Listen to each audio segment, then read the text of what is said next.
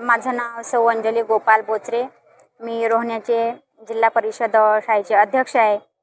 आजपर्यंत आमच्या शाळेत 3 मॅडम आहेत आणि 2 सर, त्यापैकी एक मुख्याध्यापक, एक केंद्र प्रमुख. सध्याच्या स्थितीमध्ये 3 मॅडम आणि 1 सर आहेत. तर एक सर जे आहेत ते 2 वर्ग सांभाळत आहे, एक पहिला वर्ग आणि दुसरा वर्ग. केंद्र प्रमुखाच्या बदल्यात समजा आम्हाला एका शिक्षकाची आवश्यकता आहे. ती आवश्यकता अशी आहे की पहिल्या वर्गाला शिक्षकच नाही आहे केंद्र प्रमुख झाल्यामुळे. तर आणि दुसरी जी आहे मागणी आमची ती सौ व्यवहारे मॅडम ह्या ज्या आहेत यांचं वर्गावर कंट्रोल नाही आहे. वर्गावर कंट्रोल नसून त्या मुलांना व्यवस्थित शिकवत नाही आहे.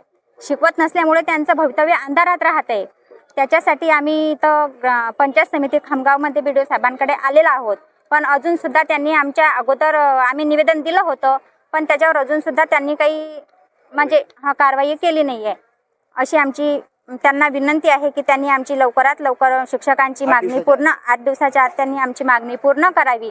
आणि तसेच आमची इमारतीचं कामही ढासळलेलं आहे, तेही काम त्यांनी पूर्ण करावं अशी मी त्यांना आमची विनंती आहे. तसेच त्यांनी आमच्या शाळेत पोषण आहारही द्यावा. 8 दिवस झाले आमच्या शाळेत आहार नाही आहे, म्हणजे संपलेला आहे असं सांगता येते, पण त्याच्या पुढचं समजा त्यांनी अजून काही सांगितलेलं नाही आहे आम्हाला.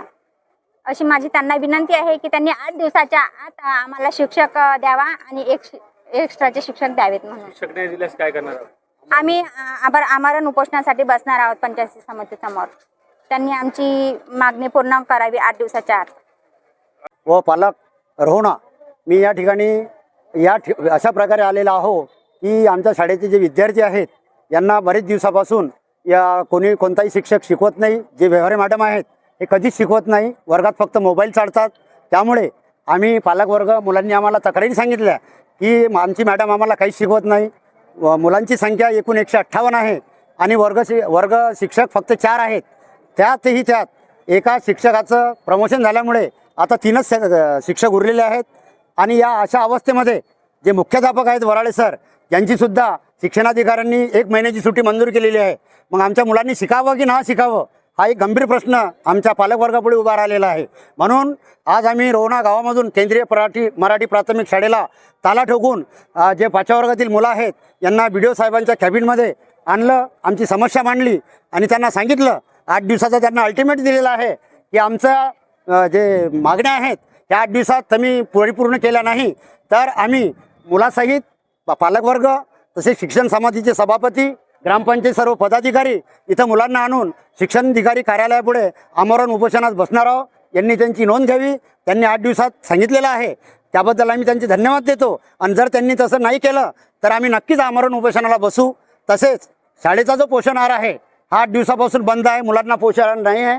या पावसाळ्याचे दिवस आहेत, जी शाळेची इमारत आहेत त्या शाळेच्या इमारतीचे गच्चीवर पाणी साठल्यामुळे जे खालचे ढिगारे आहेत हे ढिगारे मुलाच्या अंगावर केव्हा पडतील आणि कोणत्या मुलाला केव्हा काय इजा होईल याचंसुद्धा या ठिकाणी नाकारता येत नाही. त्याचप्रमाणे जो आम्ही मागणी केलेली आहे शिक्षकाची, त्वरित शिक्षक आम्हाला द्यावा आणि आमच्या मुलाचं भवितव्य अंधकारमय होऊ नये यासाठी शासनाने आम्हाला आमच्या या मागण्याला लवकरात लवकर मंजुरी द्यावी. कारण शासनाचा उपक्रम आहे बेटी पढाओ बेटी बचाओ.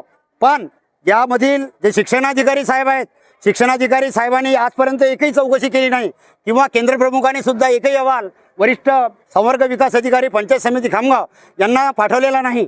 यावरून असं समजत येते की जी शिक्षण व्यवस्था आहे ही या राज्याची शिक्षण व्यवस्था आहे ही ढासळलेली आहे आणि या पंचायत समितीचे शिक्षणाधिकारी या शिक्षण विभागामध्ये राजकारण करू पाहत आहेत. त्यामुळे त्यांची मनमानी आम्ही खपून घेणार नाही, पालकवर्ग आम्ही खपून घेणार नाही अशी आम्ही या ठिकाणी ग्वाही देतो. आणि आमच्या मागण्या पूर्ण न झाल्यास आम्ही पूर्ण विद्यार्थी वर्ग, पालकवर्ग, सर्व ग्रामपंचायतचे सरपंच, सचिव या ठिकाणी आमरण उपोषणात बसणार आहोत. यांची आपण दखल घ्यावी आणि पत्रकार बांधवांना